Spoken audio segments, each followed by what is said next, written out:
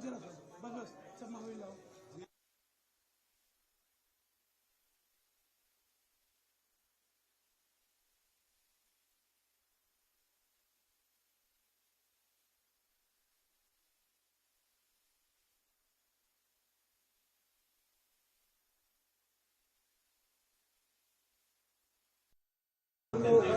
ये लोग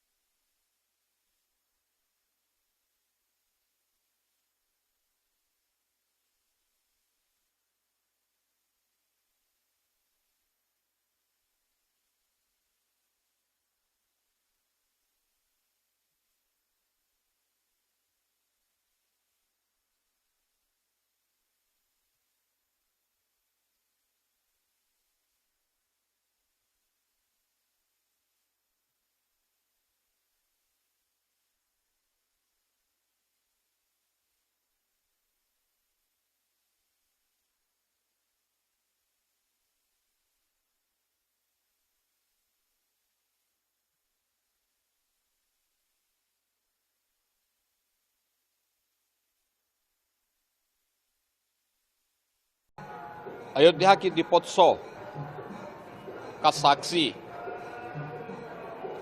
कल न केवल अयोध्यावासी बल्कि उत्तर प्रदेश, देश और दुनिया बनी है। 54 देशों के राजनयिकों ने भी आकर के नई अयोध्या के दर्शन किए हैं। दीपोत्सव का भव्य रूप उसी श्रृंखला का हिस्सा था जो आदरणीय प्रधानमंत्री जी के विजन के अनुरूप आगे बढ़ रहा है। दीपावली का ये पर्व अच्छाई के लिए, एक सकारात्मक भाव पैदा करने के लिए, सकारात्मक ऊर्जा का संचार करने का हम सब के लिए एक माध्यम है और इस अवसर पर हम सब का प्रयास होना चाहिए। अयोध्या राम राज्य की भूमि है। राम राज्य में हर तबके के लिए, एक गरीब, एक वंचित, एक दलित, एक जनजाति, हर समाज के लोगों के लिए पूरा सम्मान है। उसके आगे बढ़ने के लिए हर प्रकार के अवसर हैं। केंद्र और राज्य दोनों सरकारें इसी विजन के अनुरूप कार्य कर रही हैं। ये हमारा सौभाग्य है कि गत 7 वर्षों से उसी अयोध्या में, जहां पर 90 के दशक में और 80 के दशक में कर्फ्यू, अराजकता, अव्यवस्था का शिकार न केवल मठ, मंदिर, राम भक्त होते थे बल्कि यहाँ का व्यवसायी, यहाँ का नागरिक भी होता था। उससे एक मुक्त होकर के एक नई व्यवस्था, एक नए युग की ओर आज हमारी इस अयोध्या ने प्रवेश किया है और उस अयोध्या के प्रवेश का दीपोत्सव का कार्यक्रम उसमें मील का पत्थर साबित हुआ है। अब हमारा दायित्व है कि केंद्र और राज्य सरकार के स्तर पर जो कार्यक्रम,